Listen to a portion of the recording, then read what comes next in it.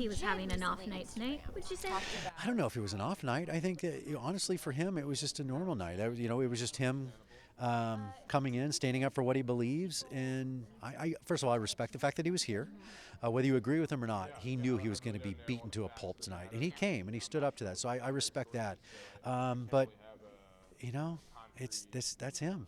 That's what you get. Do you think he got the closure that he needed?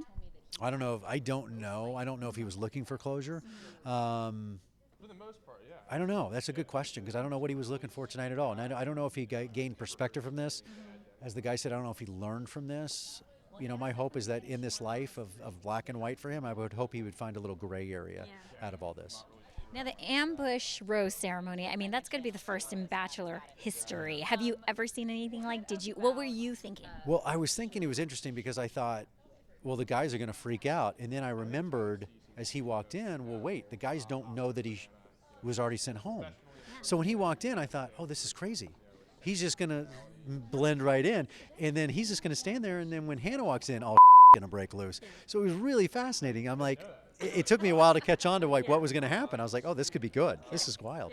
Did you feel like you intervened at the right moment for that? Yeah, I wanted to let it go, and I'm glad the guys stepped up. I'm glad it didn't get physical. But I was there. I was always right there, and then I just stepped into because I feel like when my presence is there, then I think everyone realizes, okay, this needs to come to a conclusion. Let's move on. I'm like the dad who walks in and it's like, okay, enough. Stop, children, Yes. stop. I will stop the show. I will turn it around. Do you think after watching tonight, though, people are going to maybe have sympathy or understand Luke a little bit better? I don't know. I guess that's what this was for.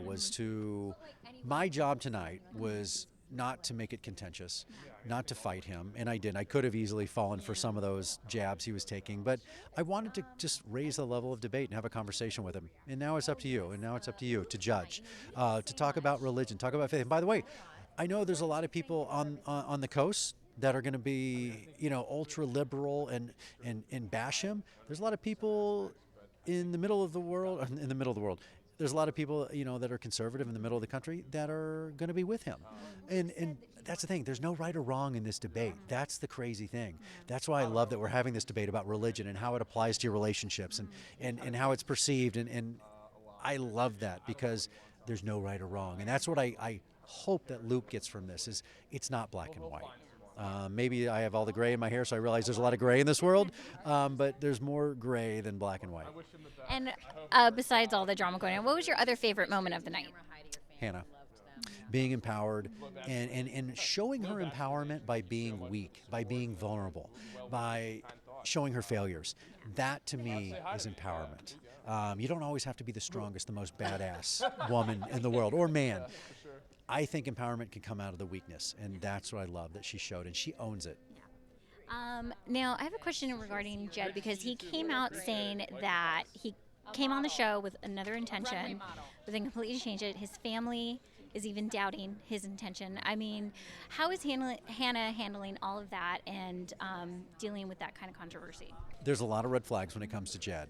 And I would just say this. There's a lot of rumors, a lot of innuendos, a lot of accusations. Let's hear from him. And that's kind of what I wanted to see from Luke tonight. Let's give him the floor. Let's have a conversation. I'm going to do the same thing for Jed. I'm going to give him the floor. I'm going to ask some tough questions. I'm going to push him. But I want him to respond, and I want to give him time to respond.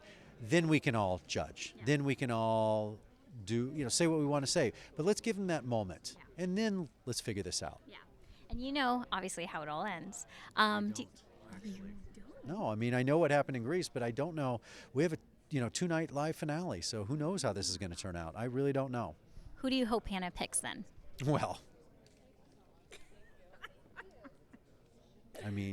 John Paul Jones, to be honest. I really wish they'd end up together just because I love him. What about the next Bachelor? Who do you think is a good fit for the next Bachelor out of all these men? Well, obviously coming out tonight, and you guys just talked to him. Mike is a contender. Beautiful man. I love the guy. He's mature, articulate. I think he has strong faith as well, but in the right direction, if that makes sense. He's got that $1 million smile. He's just a good guy. So he's obviously a contender. But I think we also have 3 other guys that are still on the show. And after you see the 2-night finale, the debate's going to rage on. Want more extra? Hit the subscribe button and the bell and never miss a video.